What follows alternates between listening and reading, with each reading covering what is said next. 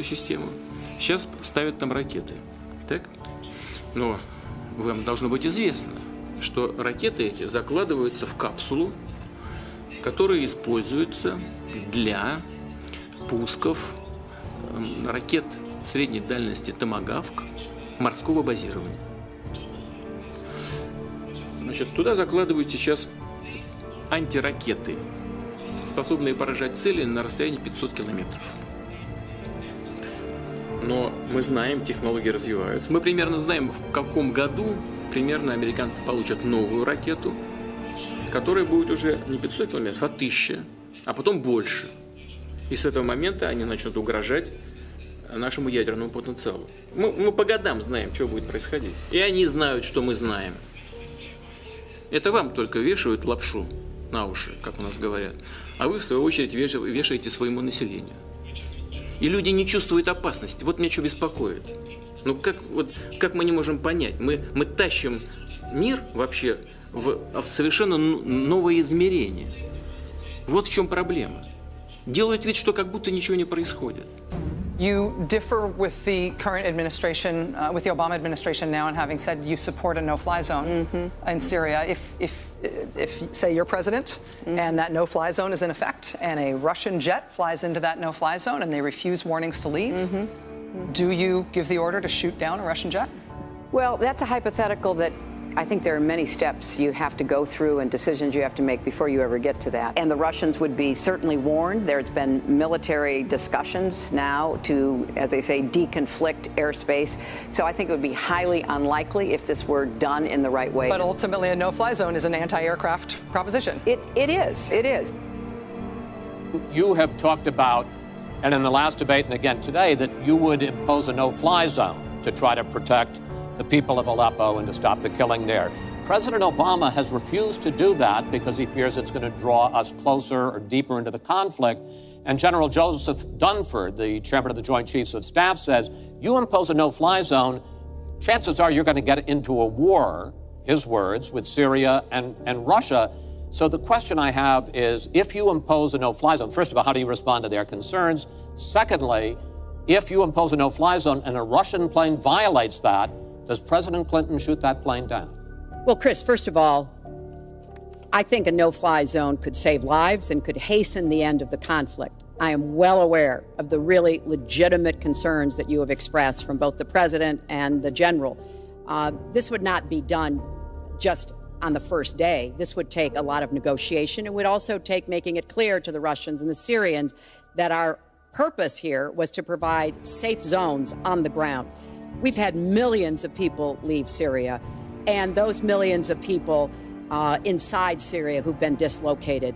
So I think we could strike a deal and make it very clear to the Russians and the Syrians that this was something that we believed was in the best interests of the people on the ground in Syria. It would help us with our fight against ISIS. I know you keep referring to Barack Obama all night here, but you in Syria talked about a no-fly zone, which the president certainly does not support, nor do I support, because A, it will cost an enormous sums of money. Second of all, it runs the risk of getting us sucked into perpetual warfare in that region. Thirdly, when we talk about Syria right now, no debate, like Gaddafi, like Saddam Hussein, Assad is another brutal, murdering dictator. But right now, our fight is to destroy ISIS first and to get rid of Assad second. Well, I think Senator Sanders has just reinforced my point. Yes, when I was Secretary of State, I did urge, along with the Department of Defense and the CIA, that we seek out, vet, and train and arm Syrian opposition figures so that they could defend themselves against Assad. The president said no. Now, that's how it works. People who work for the president make recommendations, and then the president makes the decision. So I think it's only fair to look at where we are in Syria today. And yes, I do still support a no-fly zone.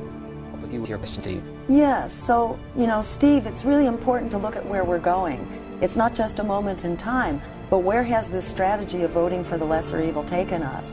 All the reasons you were told to vote for the lesser evil over the last 10 or 12 years, because you didn't want the expanding wars, you didn't want the meltdown of the climate, you didn't want the offshoring of our jobs, or the attack on immigrants, or the massive bailouts for Wall Street. That's actually what we've gotten, by the droves, because we as public interest allowed ourselves to be silent and voted for the lesser evil. But the lesser evil doesn't solve the problem. The Obama administration, even with 2 houses of Congress, actually did all of these things that were, as bad as George Bush in the case of climate, blew the roof off of fossil fuel emissions.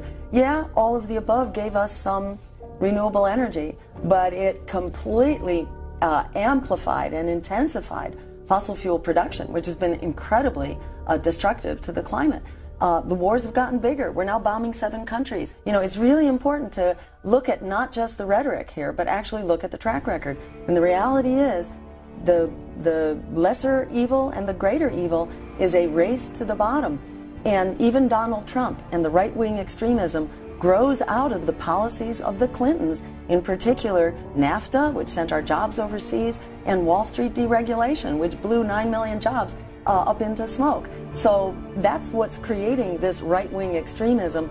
A vote for Hillary Clinton isn't going to fix it. And one last point, which is this, that it's now Hillary Clinton who wants to start an air war with Russia over Syria by calling for a no-fly zone.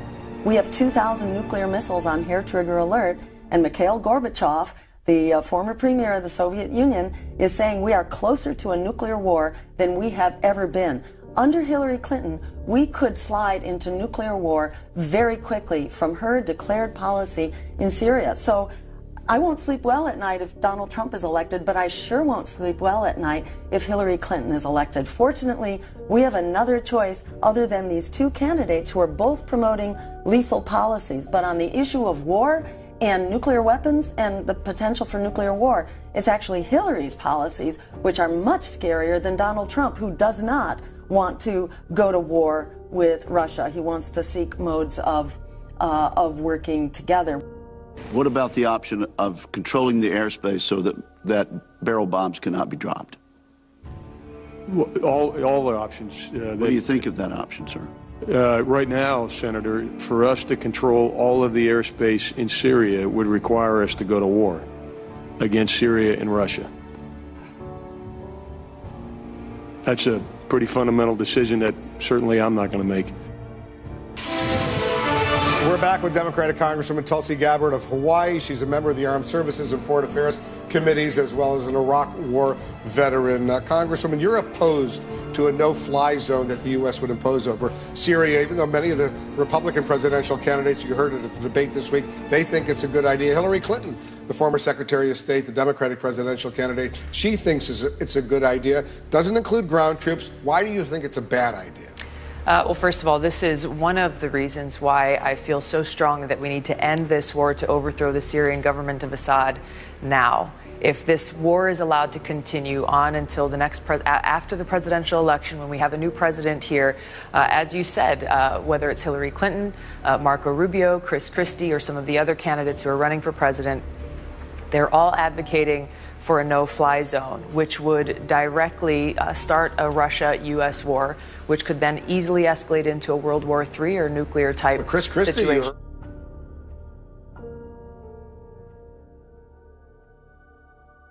Will a Hillary Clinton no-fly zone in Syria start World War III? Putin has warned that he will act if the United States does not step down in Syria. Syria and Bashar al-Assad are strategic allies of both Russia and China, and America is playing with fire. The risks of nuclear war are currently the highest they've ever been in recorded history, and to ignore these risks could prove fatal. Some believe, for example, that mutually assured destruction will deter superpowers like the United States or Russia from engaging in nuclear war.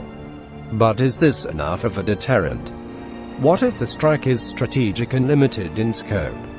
Many believe that a preemptive nuclear strike would gravely injure the Russian bear and vice versa. Who will act first? Will the U.S. strike to reset the global economy and secure the petrodollar? Will Russia counterstrike? The decimation of human life would actually benefit the world's elite. They would profit from it immensely, and it would move the population through fear. Is this how a failing U.S. empire will succeed against a rising East? The Ministry of Propaganda is brainwashing you into believing that a Hillary Clinton presidency is the lesser of two evils, and to elect Donald Trump would be to elect a misogynistic, sexist, racist, xenophobic, and put him next to the nuclear codes. But who's more dangerous in reality? Trump or Hillary? Hillary wants a no-fly zone in Syria. Trump diplomacy. The powers that be maintain the power through the control and malleability of a population's mind. They must manage the herd cull from time to time. You've heard the expression, you can lead a horse to water. They use fear, misdirection, and the repeating of myths and half-truths over and over again. They beat it into your head. Repeat something long enough, loud enough, and frequently enough, and eventually you'll believe it. ISIS is a threat. Russia is a threat. Trump is a threat. On and on and on. We are at the tipping point of a major global event, and World War III is on the horizon. If you don't believe me, just open your eyes. Take a moment, turn off the TV, your computer, put down your cell phone, and close your eyes. Wake up. It's just around the corner, and as many have warned, it could happen well before the U.S. election on November 8th. October 11th. Vladimir Putin ordered all Russian state officials and government workers to bring back their children studying abroad immediately, even if it means cutting their education short and not waiting until the end of the school year. He also ordered that if the parents of these same officials live abroad and have not lost the Russian citizenship, they should also return home immediately to the motherland. This is very disturbing, and the message is clear. On October 25th, the Wall Street Journal reported Putin preparing nuclear survival drills for the entire Russian population. Video shows bomb shelters being upgraded, gas masks being tested, and emergency workers in protective yellow suits preparing for the worst. What do they know that you don't? And why would 40 million people be preparing for an outlier event? Is it a stunt? Psychological warfare in the new Cold War is something far more serious. Russia also just unveiled its most powerful nuclear missile in its arsenal, the Satan II, that could destroy the entire East Coast with just one hit, or wipe out the entire state of Texas or England in a blink. Why such a full display of force? In the dark corners of the Kremlin, Putin and the oligarchs are watching the U.S. election very closely. They know a Hillary Clinton win will almost assuredly collapse diplomatic relations, as the American people debate the lesser of two evils and vitriol rages in the streets over Hillary and Trump. Putin is deploying warships to Syria, his largest naval deployment since the Cold War. Intelligence indicates he is preparing for a major assault on ISIS in Aleppo to secure his neighbor Assad. On October 21st, a flotilla of 8 Russian warships were spotted off the British coast sailing down the English Channel from north and south, putting the Royal Navy on red alert and alarming its neighbors. Is Putin preparing for one last showdown? Remember, the last time NATO declared a no-fly zone, Libyan leader Muammar Gaddafi was murdered and ISIS was born. The Greater Levant collapsed, and a vacuum so violent and deadly rose that Islamic extremists took over and began cutting people's heads off. Since the toppling of Gaddafi and the rise of ISIS, hundreds of thousands of innocent civilians have died. According to some third-party estimates, over 500,000 people are now dead in Syria. Civilians. Men, women and children. The U.S. government, Pentagon and Obama have now all but admitted that they created ISIS. They admit to funding and arming the moderate terrorists on the ground. But why? Is ISIS a tool? Is Washington arming the equivalent of gangs on the streets of LA to carry out the dirty work for the powers that be? Toppling leaders, overthrowing governments, to add more fuel to the fire. On September 17th, U.S. jets bombed and killed at least 62 Syrian soldiers, allowing ISIS to take a key military location. Why is the U.S. providing air cover for ISIS. Putin realizes that Syria is a red line, Assad on the chopping block, and the last line in the sand before a total loss of control in the region. If the US is successful, they will install puppet governments like they've done in Iraq and Ukraine. Putin must stop the US at all costs, even if it means sacrificing the lives of his own people. You see, a loss of control of Syria, a strategic Russian ally, means he could lose power. It would also mean the oligarchs might turn on him. NATO's positioning of a missile defense shield in Eastern Europe, in countries like Romania and Poland, has only heightened concerns in Moscow. Established under the guise of defending itself from Iran, who has no feasible nuclear capability at this point, has proven both countries gutless to Western interests. The missile defense shield is now ground zero in the new Cold War, and it positions the West for a preemptive attack. Will Putin allow NATO to continue to gravely diminish Russia's nuclear response capabilities and threaten its national defense? Would you? What if Putin built a missile defense shield in Canada or Mexico to protect against a potential strike from Hawaii? Would the US sit idly by in dark corners of Washington, D.C. and the smoking rooms of the world's elite? Many believe they are planning for a massive war, a decisive, limited and strategic nuclear event, a reset. Put yourself in the shoes. America is unstable, its economy held up by 0% interest rates and bailouts. The people are getting angrier, a populist uprising inevitable, an economic collapse coming. So what will they do next? How can they pull America into a third world war without looking like the bad guy? More importantly, how can they justify it in the eye of public opinion? Just like weapons of mass destruction and the invasions of Iraq and Afghanistan, they will base it all on a lie. And the people will buy it hook, line and sinker. What I'm about to tell you is the most frightening provocation yet. At this very moment, behind closed doors, the powers that be are orchestrating a vast covert plot through the United Nations to convict Vladimir Putin of war crimes in Syria. This is a deception, a demonization campaign, and a total untruth based on lies. They will blame Putin for civilian deaths in Syria, the rise of ISIS, and use it as the basis for the nuclear war. This is how they sway public opinion for an attack. He's the new Hitler. The mainstream media will comply, propel this narrative to every American, so every barring sheep will accept what's coming. Russia and China are buying record amounts of gold, selling U.S. treasuries and divesting completely from the petrodollar. This is an act of war. The IMF has recently included the Chinese yuan as part of the special drawing rights of world reserve currency. Economic war is a precursor to the real thing, and in response, the U.S. has engineered a collapse in the oil markets with the partners in OPEC. Imposed sanctions on Russia, collapsed the ruble, and pressured Putin to begin privatizing Russian assets to hopefully seize control. Russia and China's divestiture from the petrodollar shifts the balance of power for international financial markets. An illusion the powers that be have been pulling off for far too long. Smoke and mirrors. A rabbit out of the hat. The US dollar backed by nothing but blood and war. The establishment of the AIIB, Asian Infrastructure Investment Bank, by the BRICS nations is threatening Western-controlled financial markets and institutions such as the World Bank and IMF. Without the petrodollar and the military-industrial complex that protects it, the U.S. empire will collapse. Now that we have motive, and now that we know how a third world war will be positioned, who will strike first? Will there be another Gulf of Tonkin or Franz Ferdinand? Could it be an accident? The U.S.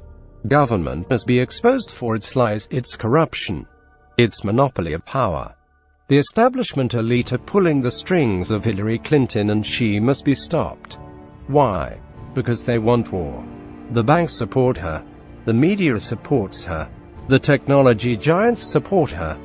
Everybody supports her.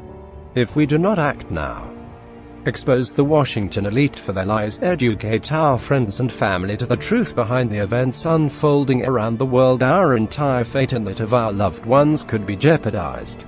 We must understand that our neighbor is not our enemy. Black lives don't matter. All lives do. Syria is not the enemy. Washington is.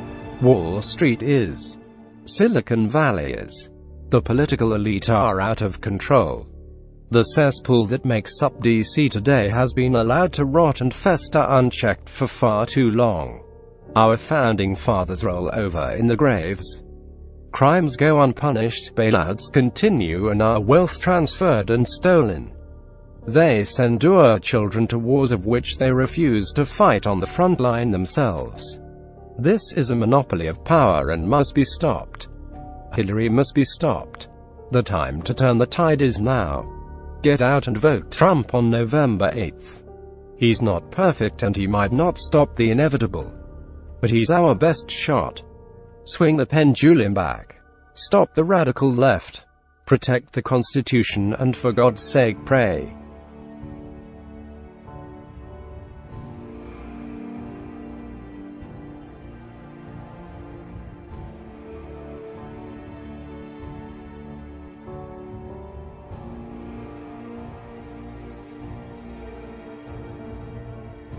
To, as they say, deconflict airspace. So I think it would be highly unlikely if this were done in the right way. But ultimately, a no-fly zone is an anti-aircraft proposition. It is.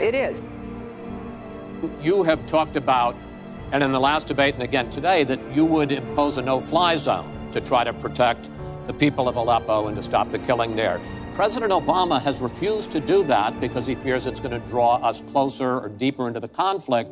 And General Joseph Dunford, the chairman of the Joint Chiefs of Staff, says, you impose a no-fly zone, chances are you're going to get into a war, his words, with Syria and Russia. So the question I have is, if you impose a no-fly zone, first of all, how do you respond to their concerns? Secondly, if you impose a no-fly zone and a Russian plane violates that, does President Clinton shoot that plane down? Well, Chris, first of all, I think a no-fly zone could save lives and could hasten the end of the conflict. I am well aware of the really legitimate concerns that you have expressed from both the president and the general. This would not be done just on the first day. This would take a lot of negotiation. It would also take making it clear to the Russians and the Syrians that our purpose here was to provide safe zones on the ground. We've had millions of people leave Syria, and those millions of people inside Syria who've been dislocated. So I think we could strike a deal and make it very clear to the Russians and the Syrians that this was something that we believed was in the best interests of the people on the ground in Syria. It would help us with our fight against ISIS. I know you... Лапшу на уши, как у нас говорят. А вы, в свою очередь, вешаете своему населению. И люди не чувствуют опасности. Вот меня что беспокоит. Ну как мы не можем понять? Мы тащим мир вообще в совершенно новое измерение. Вот в чем проблема. Делают вид, что как будто ничего не происходит. You differ with the current administration, with the Obama administration now, and having said you support a no-fly zone in Syria. If say you're president, and that no-fly zone is in effect, and a Russian jet flies into that no-fly zone, and they refuse warnings to leave, do you give the order to shoot down a Russian jet? Well, that's a hypothetical that I think there are many steps you have to go through and decisions you have to make before you ever get to that. And the Russians would be certainly warned. There's been military discussions now. Так? Но вам должно быть известно, что ракеты эти закладываются в капсулу, которая используется для пусков ракет средней дальности «Томагавк» морского базирования. Значит, туда закладывают сейчас антиракеты, способные поражать цели на расстоянии 500 километров. Но мы знаем, технологии развиваются. Мы примерно знаем, в каком году примерно американцы получат новую ракету, которая будет уже не 500 километров, а 1000, а потом больше. И с этого момента они начнут угрожать нашему ядерному потенциалу. Мы по годам знаем, что будет происходить. И они знают, что мы знаем. Это вам только вешают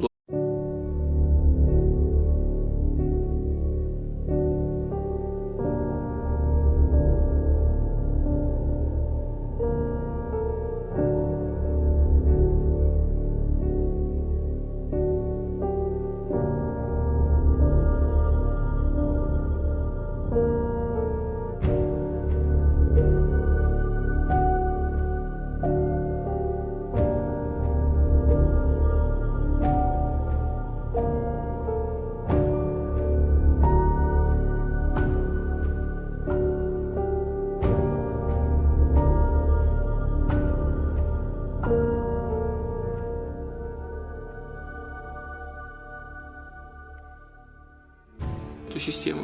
Сейчас ставят там ракеты.